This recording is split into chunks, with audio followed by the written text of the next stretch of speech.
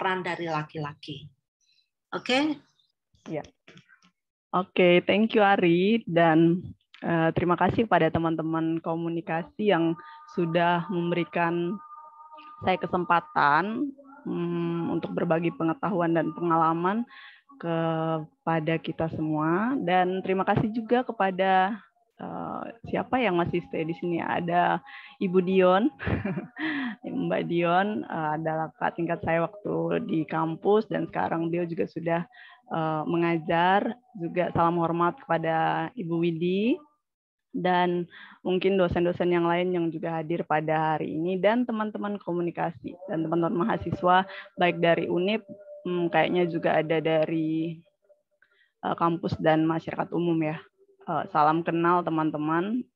Seperti yang sudah dikenalkan Ari tadi, aku Grace, Gracia Renata Lingga.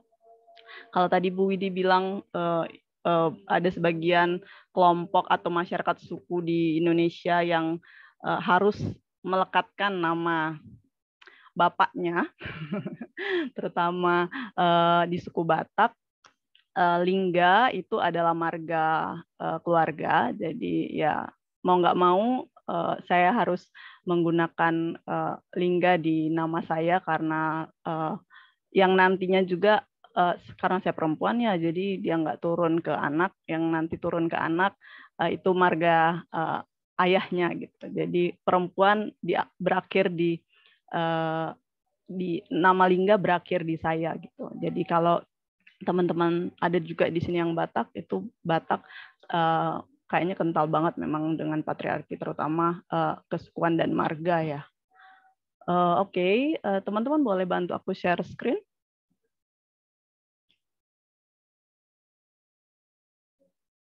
Oh ya, sebelum share screen dong, aku mau tanya-tanya ke teman-teman, mohon bantuannya untuk aktif di chat room. Semoga teman-teman masih stay ya di chat room. Ya, pertanyaan pertamaku sih satu ya. Waktu kecil anak-anak laki-laki atau teman-teman laki-laki di sini mainannya apa ya? Boleh diketik dong di chat room. Kalau anak laki-laki tuh dulu mainnya apa sih?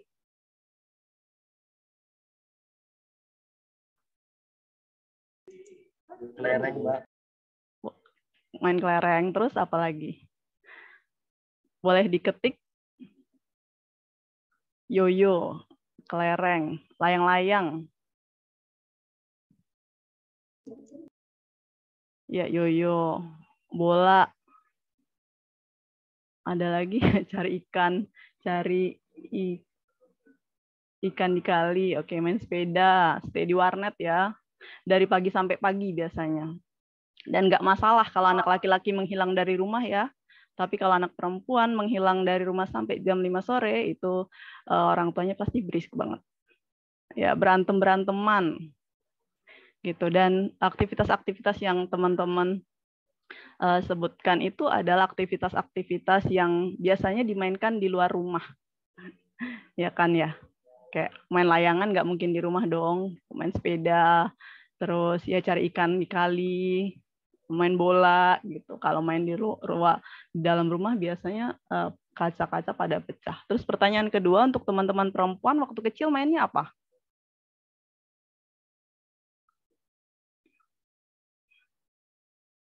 Kalau teman-teman perempuan mainnya masak-masak.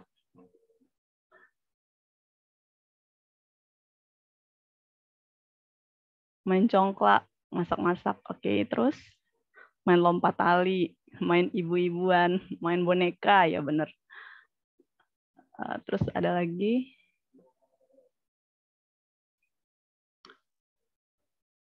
Ya, main ibu-ibuan, main boneka, main masak-masak.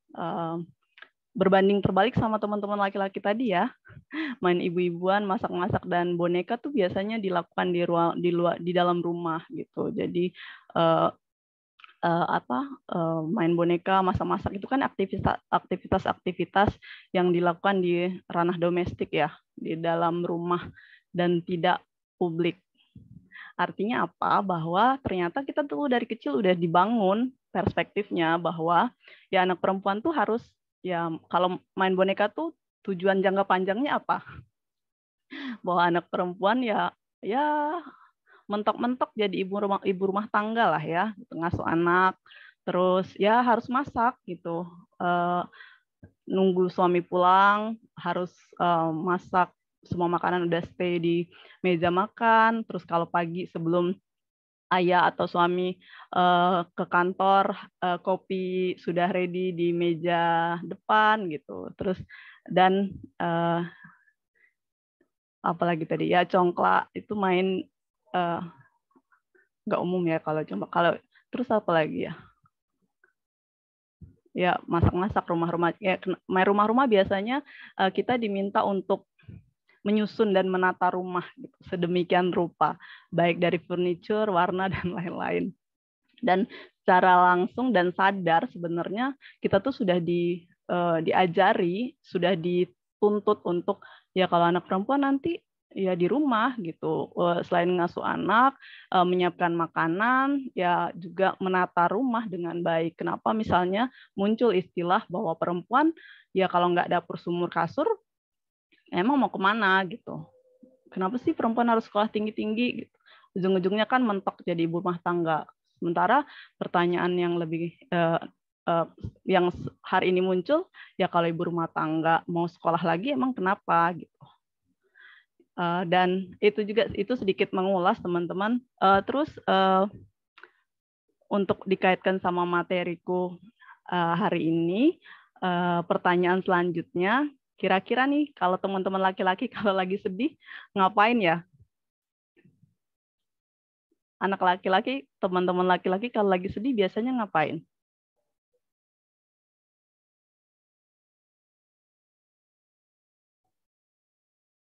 Merokok, Mbak, di teras sambil ngopi satu slop. Merokok, menyendiri. Terus?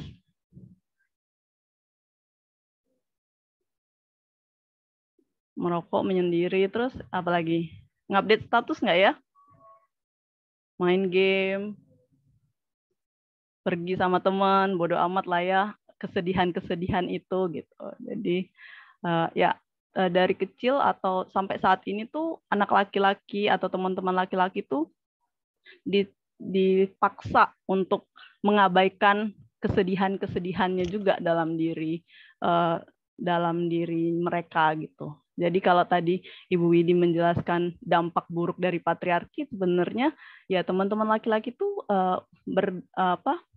patriarki itu juga berdampak buruk banget sama teman-teman laki-laki karena ternyata teman-teman laki-laki tuh nggak bisa dengan leluasa mengekspresikan rasa sedihnya gitu.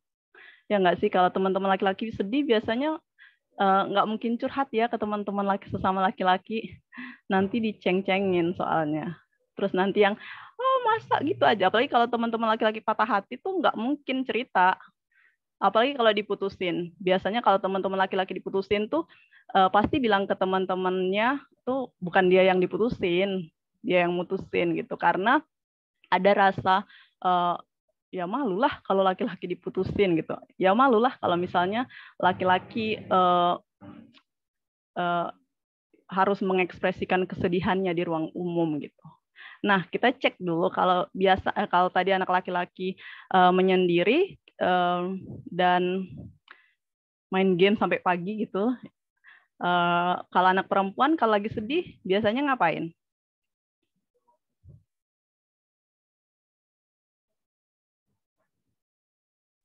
Dengar lagu galau, Mbak. Dengar lagu galau. Bucin Korea, oke. Terus apa lagi? Menyendiri di kamar. Ya, curhat, dengar lagu. Terus apa lagi? Menyendiri di kamar. Oke, menyendiri di kamar. Berarti ada kesamaan ya antara laki-laki dan perempuan. Dan ini ya Gita Veralia, curhat gitu. Dan kebanyakan dari teman-teman perempuan tuh kalau lagi sedih tuh langsung curhat gitu, langsung mengekspresikan diri lewat misalnya ya kalau hari ini kita ke pengguna media sosial aktif biasanya langsung cerita di story WhatsApp, cerita di story Instagram gitu. Terus misalnya langsung menghubungi teman dekat atau lagi menghubungi geng gitu. Terus langsung meluapkan rasa sedihnya gitu. Setelah meluapkan rasa sedih, walaupun sedihnya masih ada, tapi kayaknya lega ya kalau udah menceritakan kesedihan, apalagi sampai nangis-nangis, sampai meraung-raung, itu kayaknya lepas kesedihannya. Nah, sementara anak laki-laki tuh enggak gitu. Kita nggak pernah mungkin pernah, tapi pasti jarang. Anak laki-laki nggak mungkin nangis di pasar atau di mall kalau ditinggalin pacarnya gitu. Sementara kita pernah lihat misalnya ketika anak perempuan sedih tuh mereka bebas menangis dimanapun dan nggak ada yang ngomongin. Sementara kalau laki-laki pasang story baper aja atau pasang story sedih aja di WhatsApp tuh pasti langsung digoda-godain sama teman-temannya gitu. Nah, itu yang membentuk kita gitu. Kenapa misalnya, nah itu juga nanti akan berhubungan sama bagaimana kita mendeteksi kekerasan seksual. Dan ya kalau teman-teman laki-laki jadi korban, apa yang dilakukan teman-teman laki-laki ketika jadi korban? Misalnya nih, semoga enggak ya, tapi ketika ada teman laki-laki jadi korban, biasanya teman-teman laki-laki ngapain?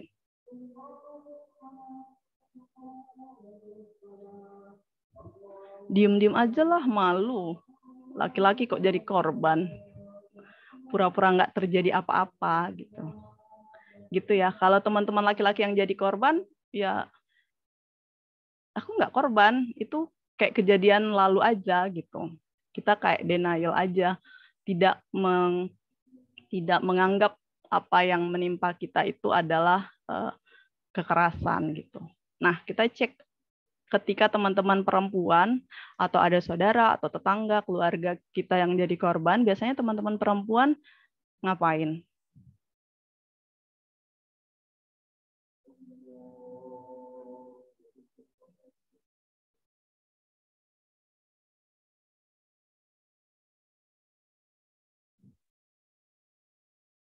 Ternyata ketika teman-teman perempuan jadi korban, ya sama.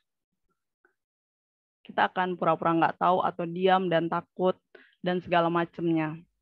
Karena dunia yang nggak baik-baik aja ini masih menganggap bahwa ketika kamu jadi korban, ya yang salah kamu gitu. Kurang lebih begitu ya. Misalnya tadi kata Bu Widi kalau ketika ngomongin kekerasan seksual atau ketika ngadu, ya dicek dulu bajunya seksi nggak. Kalau seksi, kayaknya kamu layak deh jadi korban gitu. Atau dicek dulu kejadiannya. Kejadiannya kalau terjadi malam, ya ngapain juga kamu pulang malam gitu. Terus dicek lagi nih tempatnya, kejadiannya di kosan. Ngapain juga kamu datang ke kosan? Segitu. Pokoknya segala sesuatu yang berkaitan dengan kekerasan seksual itu orang-orang akan selalu menyalahkan korban. Kurang lebih itu pengantar. Next, teman-teman. Boleh. Kayaknya aku karena PDF ya, ditarik ke atas deh. Oh iya, kayaknya tadi udah dikenalin atau udah ngenalin diri. Aku Gracia Renata Lingga, teman-teman bisa panggil aku Grace atau Kak Grace. Kalau ada di 2021, boleh panggil aku Tante Grace ya. Aku nggak apa-apa kok. Terus aku sekarang jadi penanggung jawab program dan juga penanggung jawab advokasi kebijakan di Yayasan Pupa. Kalau teman-teman ada yang belum tahu, Yayasan Pupa itu adalah pusat pendidikan dan pemberdayaan untuk perempuan dan anak. Kami berdiri sejak Juli 2011. Jadi waktu itu tahun 2011 saya pertama kali ikut kampanye 16 hari anti kekerasan terhadap perempuan bersama Yayasan Pupa, tapi waktu itu belum tahu apa-apa soal isu kekerasan gitu. Terus ternyata berlanjut sampai sekarang belajar di isu perempuan dan anak. Terus saya juga alumni komunikasi teman-teman, saya angkatan 2010, selesai di 2014, dan kemarin di 2021 juga syukur sudah menyelesaikan S2 di komunikasi UNIP juga. Oke, next.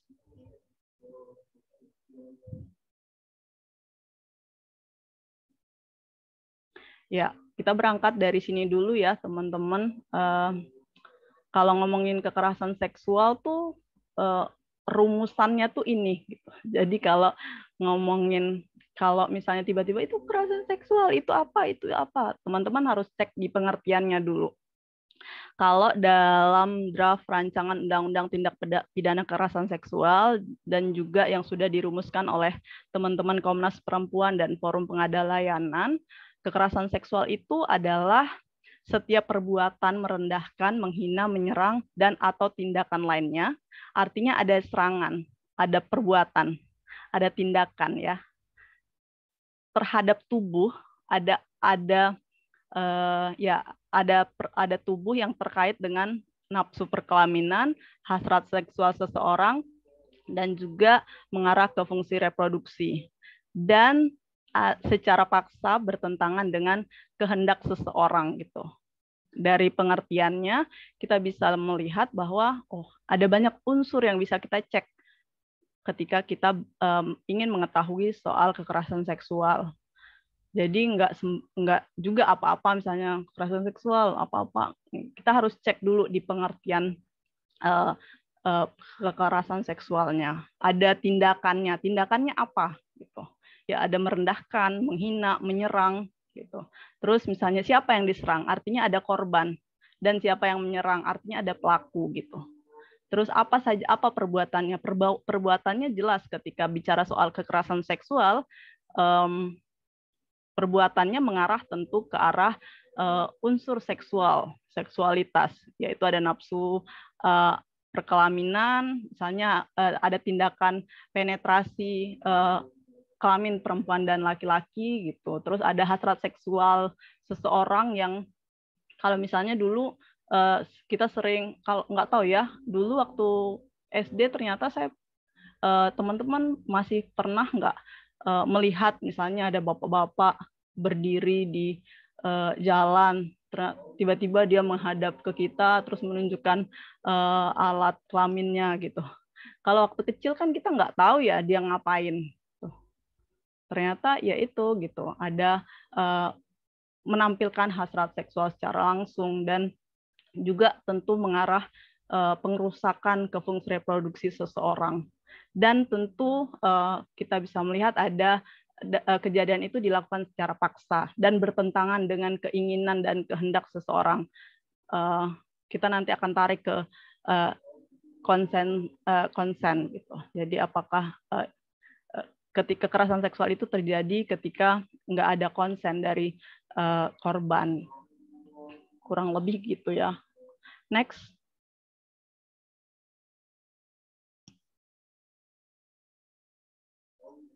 Ya, ini tadi juga udah sempat aku jelasin ya, apa aja unsurnya, ya ada pelaku gitu.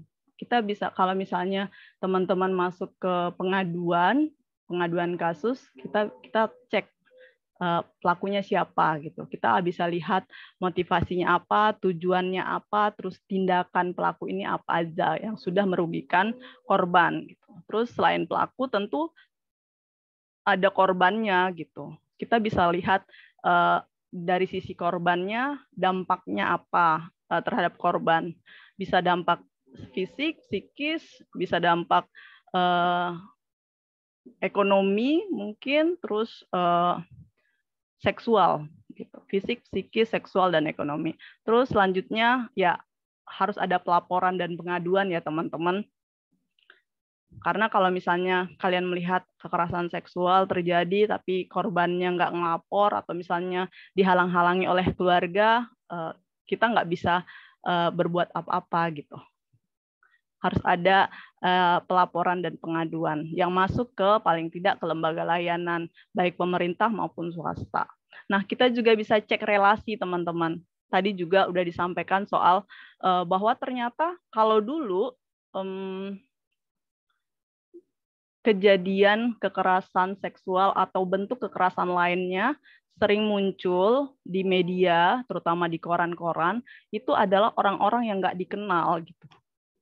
Tapi ternyata saat ini tuh ya Komnas Perempuan kemarin baru mencatat bahwa paling besar, angka tertinggi yang menjadi yang mengarah pada relasi antar pelaku dan korban itu adalah orang-orang yang sangat dikenal gitu. tadi juga Bu Widi udah menyampaikan ya soal bahwa ternyata kedekatan, kekeluargaan dan segala macamnya tuh ya kekerasan seksual tuh bisa terjadi bahkan di rumah sendiri gitu. Kalau dulu tuh kalau kita baca berita tuh anak perempuan diculik oleh siapa gitu, orang yang tidak dikenal gitu. Dan Yayasan Pupat juga mencatat sejak tahun 2017 sampai terakhir di 2019 bahwa pelaku kekerasan seksual adalah orang-orang yang dikenal, mulai dari ayah kandung, ayah tiri, paman, kakek, saudara kandung, saudara tiri, dan ya bahkan pacar gitu.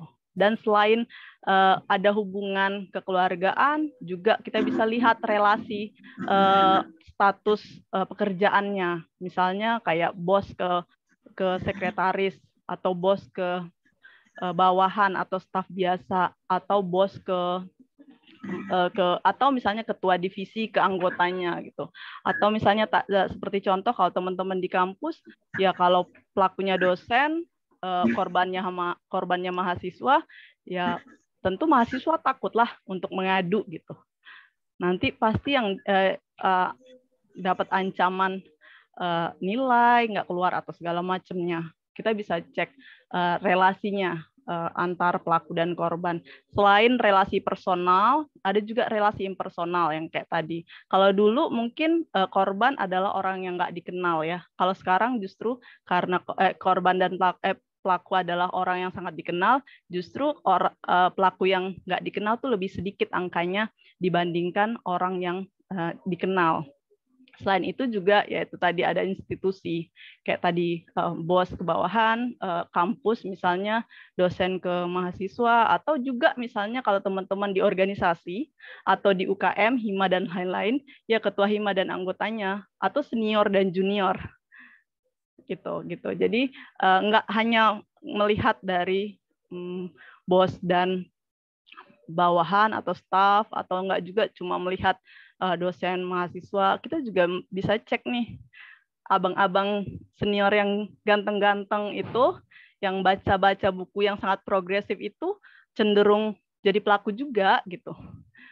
Misalnya kasus-kasus yang terjadi di dunia aktivisme misalnya, ya yang menjadi pelaku tuh justru teman-teman, ada beberapa aktivis senior yang dianggap sangat progresif gitu, dan ya dia jadi pelaku gitu. Siapa korbannya? Ya teman-teman aktivis pemula misalnya, atau misalnya anak magang yang baru ingin belajar soal dunia aktivisme gitu.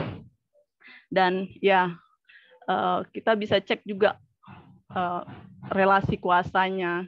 Tadi juga itu kaitannya dengan relasi kuasa ya teman-teman, bahwa ya ketua dengan sekretaris, ketua dengan anggota, bahkan misalnya ya semoga enggak ya komti dan teman-teman mahasiswa gitu. Kita bisa cek relasinya, baik relasi personal, baik relasi impersonal maupun relasi institusional gitu. Nah, yang kayak kalau berkaitan dengan fasilitas, ini berkaitan dengan yang tadi juga sudah diingatkan oleh Bu Widi, berkaitan dengan kekerasan berbasis gender online. Selama ini tuh kita, selama pandemi, kita berpikir bahwa ketika perempuan di rumah itu bakal aman gitu. Ketika semua orang stay di rumah, bekerja dari rumah, belajar dari rumah, itu aman pasti aman. Karena anggapan kita bahwa kekerasan seksual itu pasti terjadi di luar rumah, dan rumah kita itu adalah rumah paling aman. Tapi ketika kita kaitkan lagi dengan dengan pelaku, dengan kemunculan bahwa ternyata pelaku adalah orang-orang terdekat, orang-orang yang dikenal, orang-orang yang ada di sekitar kita, misalnya anggapan bahwa kekerasan itu terjadi di luar rumah itu enggak lagi. Gitu. Bahwa kekerasan hari ini tuh terjadi bahkan di dalam rumah. Ketika kita semua harus work from home, school from home, kampus from home gitu, apa yang marak gitu? kekerasan berbasis gender online itu memang sudah diidentifikasi sejak 5 tahun lalu oleh teman-teman SafeNet, Parpel Code juga mungkin. Tapi selama pandemi ternyata kekerasan berbasis gender online itu marak sekali terjadi. Fenomenanya itu sama persis dengan kekerasan seksual yang di ranah offline gitu. Hanya saja kekerasan berbasis gender online itu difasilitasi oleh teknologi, teman-teman. Teknologinya apa? Ya yang ada di genggaman teman-teman gitu. Nggak usah pakai PC lah, pakai handphone. Kekerasan berbasis gender online itu muncul dari genggaman kita gitu, dan angkanya naik drastis sejak pandemi ini. Gitu. Oke, next.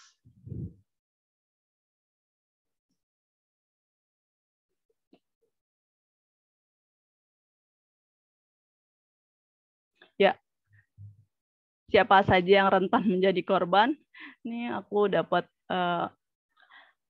picture yang lucu-lucu. Ternyata ya semua kita tuh rentan jadi korban. Nggak cuma anak, nggak cuma perempuan, nggak cuma ya perempuan dewasa gitu. Baik dari anak perempuan, anak laki-laki, perempuan dan laki-laki remaja, dewasa, bahkan kakek nenek gitu. Kita semua tuh rentan menjadi korban. Tapi ketika kita merujuk pada angka kekerasan seksual, yang muncul adalah kekerasan terhadap perempuan. Kenapa nggak ada angka kekerasan terhadap laki-laki? Karena tadi seperti jawaban teman-teman, kalau misalnya teman-teman laki-laki jadi korban, teman-teman laki-laki pasti nggak mau ngelapor gitu. Ya kan? Jadi kalau misalnya, kalau aku biasanya diskusi sama teman-teman mahasiswa, sama teman-teman di SMA tuh, atau di komunitas yang muncul tuh selalu data kekerasan laki-laki mana? Kalau laki-laki jadi korban kayak mana gitu. Sama aja, pelayanannya akan sama aja. Tapi masalahnya adalah apakah ketika teman-teman laki-laki jadi korban itu mau ngelapor gitu. Jawabannya kan enggak ya. Soalnya sejauh ini tuh ada memang beberapa teman-teman laki-laki yang mengadu ke Pupa, tapi aduannya itu bersifat diskusi konsultasi, jadi bukan pelaporan. Teman-teman laki-laki tuh nggak mau atau merasa kelaki-lakiannya tuh jatuh atau berkurang ketika misalnya mengakui bahwa ia menjadi korban. Padahal siapapun di antara kita, bahkan kita semua yang hadir pada hari ini tuh sangat rentan menjadi korban gitu. Apakah misalnya kalau perempuan cantik, pinter, orang kaya, udah S3 tuh nggak mungkin jadi korban? Mungkin gitu. Apakah misalnya perempuan yang pakaiannya tertutup, bahkan bercadar, nggak mungkin jadi korban? Mungkin gitu. Tadi Bu Widi juga udah menjelaskan bahwa angka kekerasan seksual tertinggi atau angka kekerasan tertinggi itu bahkan di negara-negara yang menjunjung tinggi agama gitu. Ya kita harus akui bahwa Arab Saudi itu emang nggak sepenuhnya Muslim ya teman-teman. Dan juga teman-teman perempuan yang non-Muslim di sana tentu nggak pakai bikini kan. Gitu. Mereka juga pasti menggunakan pakaian yang tertutup gitu. Tapi apakah mereka semua rentan jadi korban? Sangat rentan gitu. Jadi misalnya kalau sekarang tuh kalau teman-teman ada yang jadi korban terus misalnya di BAP sama pihak kepolisian, yang ditanya sama teman-teman APH itu aparat penegak hukum tuh pasti diawali dengan kemarin kejadiannya di mana? Di kosan Pak, misalnya antara pacarnya ya, misalnya sama pacar di kosan. Jam berapa? Malam. Ya ngapain kau malam-malam di kosan orang? Ya sebenarnya kan nggak apa-apa ya di kosan malam-malam gitu. Tapi kan enggak gitu. Perspektif kita tuh selalu melihat bahwa ketika ada teman perempuan di kosan laki-laki tuh pasti yang teman perempuan tuh lagi menggoda teman laki-laki gitu. Terus misalnya kejadiannya kasus terbaru misalnya peremasan payudara di jalan, yang terakhir kejadiannya di daerah Bandaraya misalnya. Kalau dilaporkan, pertanyaan pertama polisi itu selalu jam berapa kemarin keluar malam jam 10. Ya ngapain pula Tino jalan jam 10 malam. Siapa tahu dia baru pulang kerja untuk menghidupi keluarga gitu. Ya kan? Gitu. Atau dia lagi bekerja shift malam atau shift sore dan harus lembur karena harus bayar kontrakan misalnya. Tapi polisi kan nggak tanya itu gitu. Dia yang tanya ya kalau malam ngapain, perempuan tuh ya di rumah gitu. Nah balik ke rumah misalnya ketemu suaminya pelaku ngalamin kekerasan, ketika ngadu ya balik baiklah, itu kan urusan keluarga. Selalu ada hambatan-hambatan terhadap korban yang melapor. Itu kenapa misalnya ya kalau laki-laki itu teman-teman perempuan ya kalau jadi korban. Nah bisa bayangin nggak kalau misalnya teman-teman laki-laki yang jadi korban terus ngadu ke Pupa misalnya. Oh Pupa nggak nerima teman-teman laki-laki ya maaf. Misalnya ke WCC karena di WCC ada Women Crisis Center Cahaya Perempuan, ada aliansi laki-laki baru yang mungkin juga membuka layanan konsultasi. Misalnya teman-teman laki-laki mengadu ke sana, terus keputusannya misalnya melapor ke APH. Tahu nggak pertanyaan pertama teman-teman APH apa? Ya tidak pacak melawan kau nih. Ya ngapa pula kau jadi korban? Ya bukannya kau ini kelemahan, macam-macam pokoknya. Padahal itu tuh melukai korban, baik perempuan dan laki-laki. Gitu. Pertanyaan-pertanyaan konyol seperti itu adalah kayaknya nih sejauh pengalaman kami itu adalah pertanyaan-pertanyaan kunci teman-teman APH gitu. Padahal ketika kita balik lagi ke awal tadi ya baik laki-laki, perempuan, di rumah bahkan di ruang publik, baik teman-teman yang bekerja maupun yang stay di rumah, baik dari umur usia anak, remaja, dewasa bahkan lansia gitu rentan menjadi korban kekerasan, khususnya kekerasan seksual. Oke, next.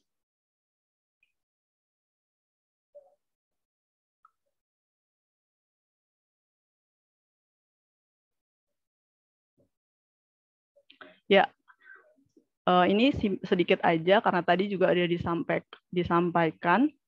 Ketika kita bicara kekerasan seksual tuh ya kita harus baca data ya teman-teman gitu. Jadi kalau mau nyampein apa-apa juga ya kita cek data gitu. Nah, bagi teman-teman yang mungkin tertarik di isu kekerasan, membaca situasi kekerasan seksual dan khususnya kekerasan seksual di Indonesia, 8 Maret 2022 lalu Komnas Perempuan baru meluncurkan catatan tahunan situasi kerentanan perempuan di tahun 2021 gitu, dan Komnas Perempuan mencatat bahwa ada 3.308 506 kasus kekerasan berbasis gender terhadap perempuan di Indonesia gitu. Dan itu adalah data-data yang terlaporkan ya teman-teman. Kalau misalnya di Pupa ada 100 kasus nih teman-teman. Nah, dari 100 kasus itu cuma 4 yang berani ngadu. Nah, cuma 5 misalnya. Nah, 95 kasusnya lagi itu nggak berani ngadu. Atau cuma ya konsultasi aja ngobrol gitu. Nah, dalam proses pencatatan yang masuk ke data itu cuma 5 kasus tadi. 95 kasusnya kemana? Yang nggak tercatat gitu. Nah, 338.000 ini adalah kasus yang tercatat. Bisa bayangin nggak berapa banyak lagi kasus kekerasan yang nggak tercatat, gitu. Terus laporan Komnas Perempuan juga dari 338.000 itu ada 3.838 kasus itu yang ditangani Komnas Perempuan, dan ada 7.029 kasus yang dilayani oleh lembaga layanan, dan 327.639 kasus itu dilayani oleh Badan Pengadilan Agama. Biasanya urusan pengadilan agama ini urusan ada yang tahu nggak kalau urusan Kebadilak tuh urusan kekerasannya kekerasan apa?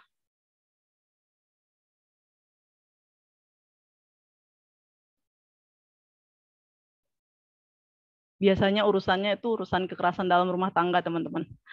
Oh, belum ya, belum sampai sini dulu. Yang tadi dulu boleh?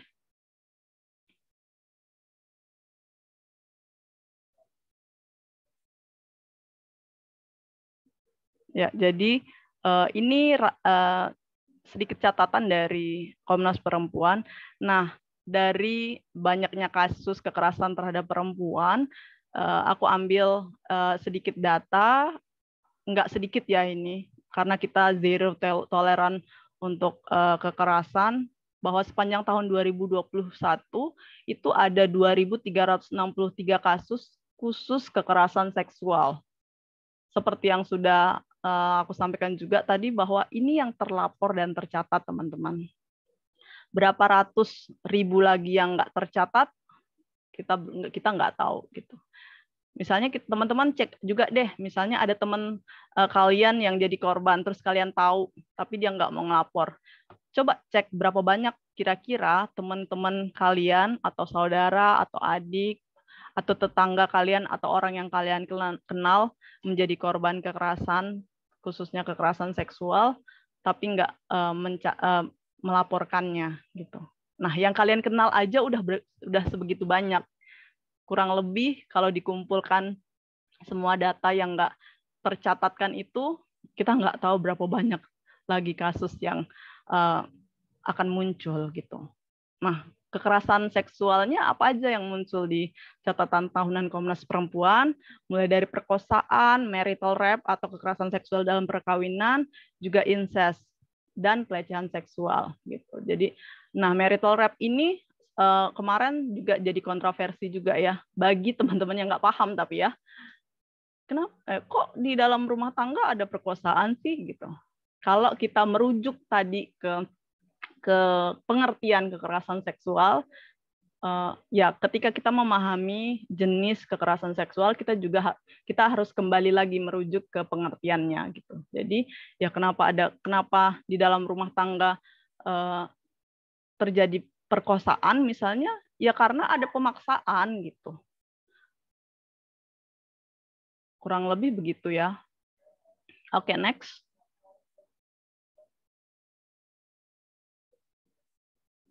Nah, karena tadi aku cuma berangkat dari kekerasan seksual ya teman-teman. Untuk data yang lebih lengkapnya, teman-teman bisa baca di catatan tahunan Komnas Perempuan 2022. Nah, ini kasus perkosaan itu hampir mencapai 600. Sementara misalnya marital rape atau kekerasan seksual dalam perkawinan itu ya sama, tapi angkanya lebih sedikit, hampir 600, 570-an kasus. Terus ya ada incest, itu 400-an kasus lebih, dan ada pelecehan seksual. Ini yang sebenarnya marak sekali terjadi, terutama di lingkungan kampus. Tapi kasus pelecehan seksual ini juga yang sulit banget dilaporkan gitu. Misalnya ya teman-teman perempuan nggak perlu jawab ya. Aku misalnya muncul pertanyaan, teman-teman laki-laki pernah tiba-tiba megang pantat nggak? Sambil jalan terus plok gitu. Pasti pernah kan gitu. Terus misalnya teman-teman laki-laki iseng narik tali bra teman-teman. Atau misalnya teman-teman perempuan yang anak kosan Gang Juita misalnya. Pulang malam, jalan lewat gang, terus ada segerombolan abang-abang senior kece badai, stay di depan kosan. Teriakan-teriakan apa yang muncul misalnya? Ya, catcalling, sweet, Mbak cantik, malam mau diantar nggak? Dan itu sangat mengganggu gitu. Nah masalahnya teman-teman laki-laki itu kebanyakan menganggap itu tuh lelucon, lucu-lucuan aja. Kok gitu aja marah sih? Jelas marah. Itu mencemaskan dan menakutkan. Jadi mumpung ada 44 orang lah ya kurang lebih di sini, aku mau menegaskan bahwa teman-teman perempuan tuh nggak seneng teman-teman digangguin pas jalan, serius. Nggak ada tuh istilahnya kalian menganggap bahwa itu kan karena dia cantik gitu. Masa digodain aja sensi banget sih gitu. Kita tuh bukannya seneng tapi sangat takut gitu atas godaan-godaan kalian yang kalian anggap lucu-lucuan itu gitu. Nah, masalahnya kasus-kasus pelecehan seksual ini yang misalnya kayak lewat gang digodain. Perempuan kan udah gemeter nih ya, takut jalan tapi ya harus pura-pura stay cool gitu. Lewat terus sambil ya bang, misi bang gitu-gitu. Kalau bisa ada batu dilempar deh itu. Saking takutnya sebenarnya. Tapi ya kita kan dianggap nggak berdaya ya. Jadi ya kita pura-pura kita harus sopan gitu lewat sana. Padahal kan yang diganggu tuh kita, tapi teman-teman, tapi perempuan yang harus pura-pura baik-baik aja ketika lewat. Nah, ketika dikonfirmasi ke teman-teman laki-laki, misalnya teman-teman laki-laki tuh selalu nganggap bahwa itu tuh karena kami tertarik. Ya kalau tertarik datengin, minta nomor HP, terus ajak kenalan langsung gitu. Kalau kalian goda-godain begitu, itu bukannya teman-teman perempuan jadi suka, itu jadi takut. Gitu.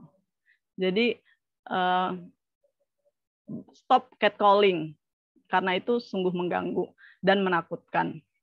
Dan kenapa itu sebenarnya banyak banget dan nggak terlaporkan, ya misalnya yang kayak tadi, pulang malam, digodain mas-mas di rombongan mas-mas di depan kosan, itu kan kita merasa malu ya kalau ngelaporin hal sepele kayak gitu.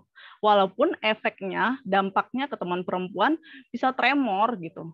Bisa misalnya nyampe kosan tuh sampai gemeter, atau tiba-tiba ngunci pintu, atau misalnya kita jadi ketakutan di dalam kosan gitu. Tapi kan teman-teman laki-laki nggak ngerasain ya. Dan ketika kita ngelapor, kita pasti ketika teman perempuan ngelapor atau ngadu atau curhat, ya yang dibilang alay ya teman-teman perempuan gitu. Dan kita yang kayak tadi, kita menolak perasaan-perasaan ketakutan teman-teman perempuan karena kita menganggap itu hal sepele gitu. Padahal ketakutan itu benar-benar nyata dan ada dan kita rasakan. Kurang lebih begitu. Next.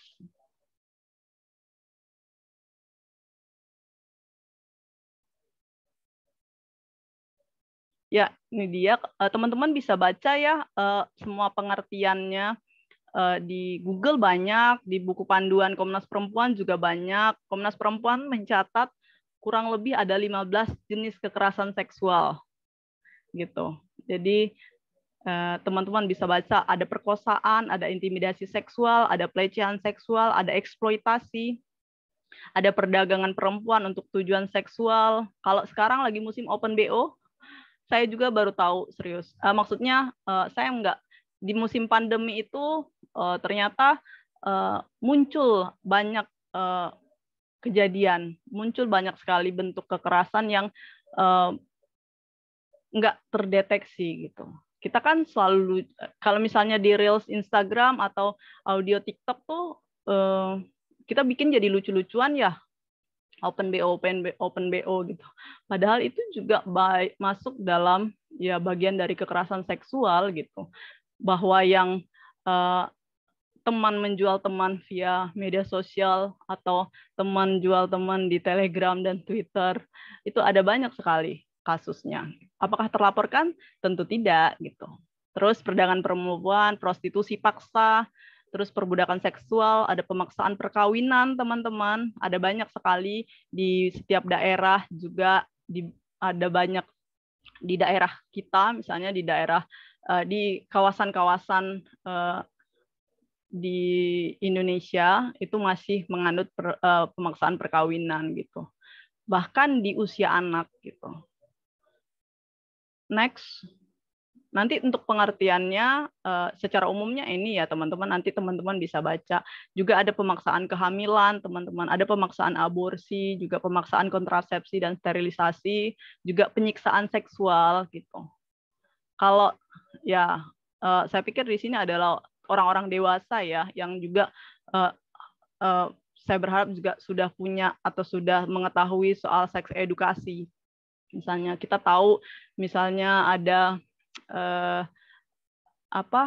metode BDSM dalam hubungan seksual gitu. Ketika itu dilakukan secara concern oleh masing-masing pasangan dan it's okay gitu, itu nggak masalah. Tapi ketika satu orang yang bersepakat tapi satu orang lagi tidak, ya enggak gitu. Harusnya. Tapi ketika itu terjadi, itu masuk dalam kekerasan seksual. Juga penghukuman tidak manusiawi dan tentu bernuansa seksual. Juga praktik-praktik tradisi bernuansa seksual yang membahayakan atau mendiskriminasi perempuan.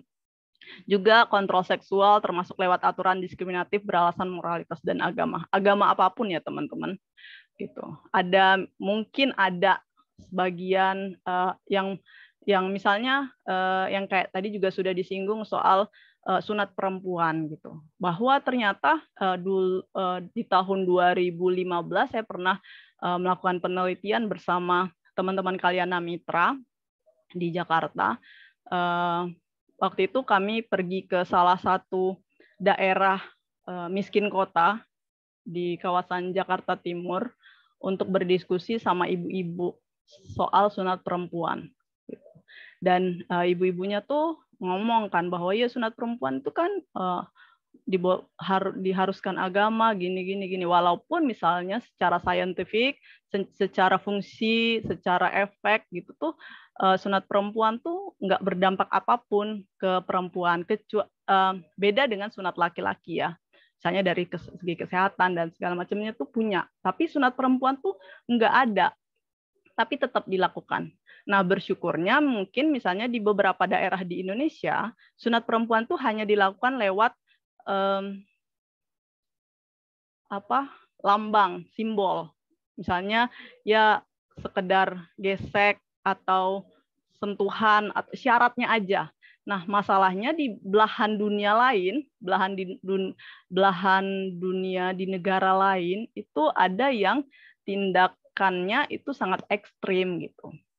Nah, ketika kami berdiskusi dengan ibu-ibu tuh pertanyaan yang pertama muncul itu gini. Kira-kira ibu-ibu tahu nggak ya fungsi sunat perempuan? Di antara sekian banyak ibu-ibu yang ada di sana tuh nggak ada yang tahu fungsinya apa. Yang mereka tahu ketika anak perempuan lahir, terus dibersihkan, terus anak perempuannya dikasih ke bidan atau ke dokter atau ke apa, terus ya bidannya bawa masuk ke ruangan, terus ya udah gitu. Ketika ditanya fungsinya apa, nggak ada yang tahu. Nah, artinya tuh ya kalau nggak ada fungsi, nggak ada efek, nggak ada dampaknya, tuh buat apa dilakukan? Itu pertanyaan kuncinya sih. Dan di antara semua yang hadir tuh ternyata nggak ada. Semua ibu-ibu di kawasan miskin kota itu melakukan sunat perempuan. Jadi anak perempuannya tuh memang harus disunat ketika lahir. Tapi satu pun dari mereka tuh nggak ada yang tahu fungsinya buat apa. Kurang lebih begitu. Next.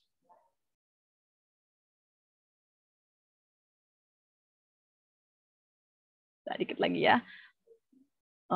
Ya itu tadi udah masuk ke pengertian, bentuk, jenis, dan unsur-unsurnya. Ketika kamu atau aku atau kita semua jadi korban, kurang lebih apa yang harus kita lakukan. Nah, untuk ini langkah mudah, langkah simpelnya aja ya. Walaupun misalnya dalam proses pengaduan dan pelaporan tuh nggak sesimpel ini, teman-teman. Percayalah. Jadi apa yang harus kamu lakukan ketika kamu jadi korban kekerasan seksual? Yang pertama, amankan bukti, teman-teman. Jadi selama ini tuh kenapa kekerasan seksual itu terjadi berulang? Itu karena ya kita nggak tahu sih, nggak nyimpan bukti. Karena misalnya ketika kita mengalami ya katakanlah misalnya perkosaan misalnya. Kita kan merasa kotor ya, menurut dari catatan atau buku yang aku baca atau data-data yang masuk itu, banyak teman perempuan ketika mengalami kekerasan seksual itu merasa dirinya kotor dan langsung membersihkan tubuhnya kan, terus membuang baju atau pakaian atau apapun yang melekat ketika kejadian itu berlangsung. Padahal itu satu-satunya bukti yang bisa diandalkan oleh teman-teman korban gitu. Karena mau separah apapun kejadiannya, kalau nggak ada bukti, tuh polisi tuh nggak akan mau, APH tuh aparat penegak hukum ya teman-teman tuh nggak akan mau stick gitu. Buktinya apa teman-teman? Ya baju, luka, bekas pukulan dan lain-lain. Misalnya ada dokumentasi foto, video, screenshot WA, DM, inbox dan lain-lain. Ketika misalnya hari ini marak kekerasan berbasis gender online, kita bisa dengan mudah untuk screenshot dan ya screen record dan segala macamnya. Tapi masalahnya adalah mohon untuk tidak mengumbar bukti-bukti tersebut atau tidak mempublikasikannya di ruang publik. Karena apa? Karena kita punya undang-undang ITE yang pasal karetnya banyak banget. Jadi kalau kamu jadi korban terus kamu ujuk-ujuk langsung speak up di media sosial, ya mau nggak mau kamu juga rentan jadi korban pelaku, ya rentan dijadikan pelaku gitu. Dan selalu itu yang menjadi sasaran pelaku.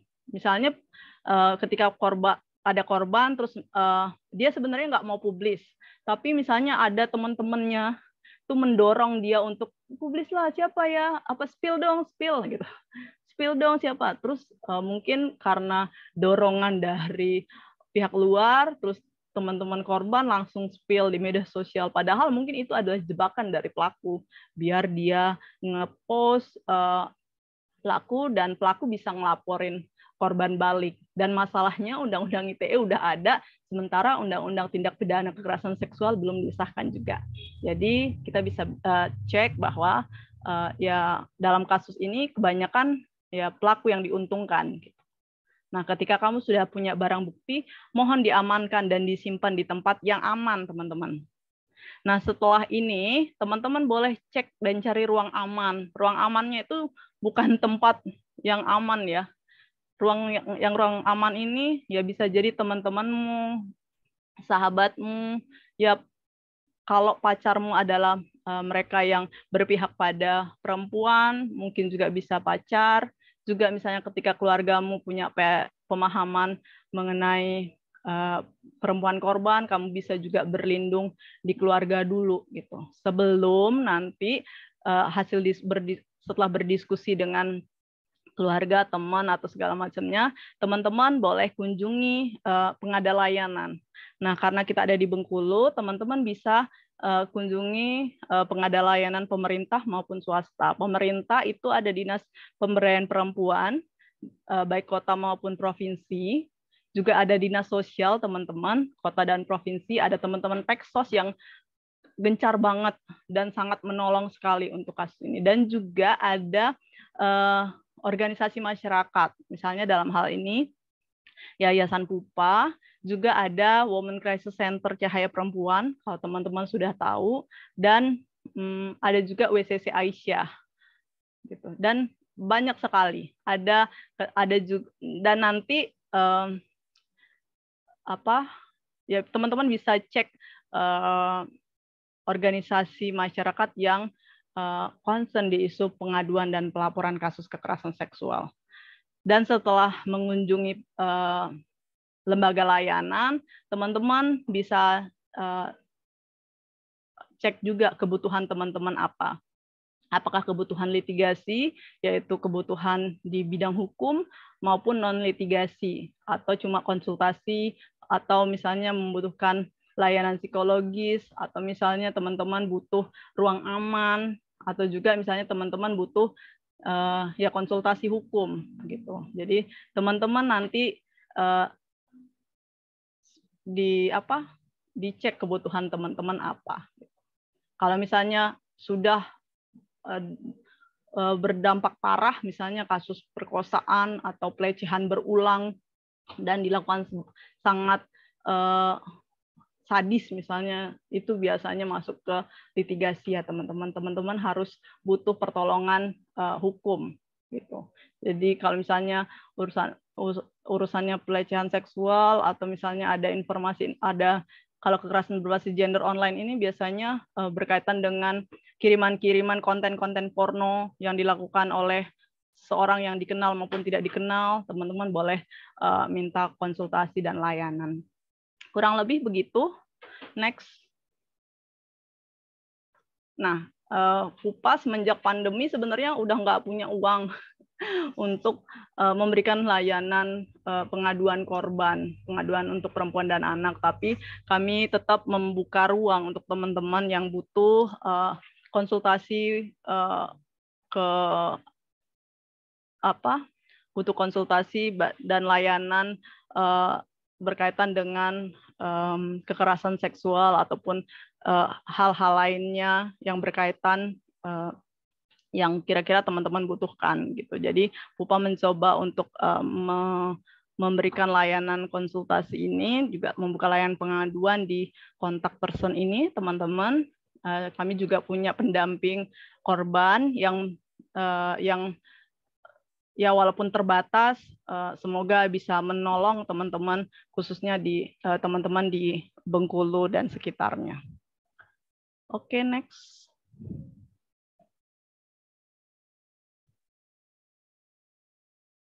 Oke, ya itu dia teman-teman, sekedar informasi yang semoga cukup membantu dan menolong teman-teman untuk memahami dan mendeteksi kekerasan terhadap perempuan, khususnya kekerasan seksual. Aku kembali ke Ari ya. Terima kasih teman-teman.